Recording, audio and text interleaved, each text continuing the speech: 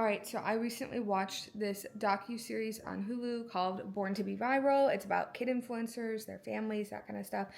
Um, I cannot believe what I saw.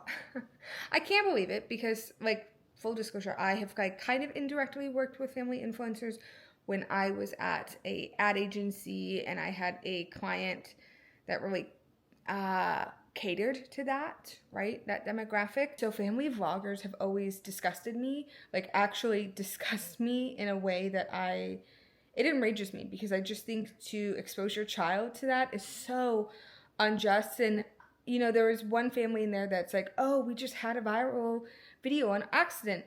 Totally, that can maybe happen, but then you consciously choose to continue to put your child in front of the camera, continue to talk to brands, like you are making that conscious choice to continue putting your kid out there. They interviewed some of the children that were like 4 or 5 and like were like, what's an influencer? And like they couldn't answer that, right? They couldn't answer that, which like I don't think a 5-year-old child should be able to answer that. I think it's one thing to talk about being a parent and what that's like and the things that you are going through and navigating and relate to other parents. I don't think your child ever has to be on screen, mentioned, talked about in any capacity for you to be talking about being a parent. Here's the number one thing that I think people don't understand about family vloggers, and I can say this as someone who creates content.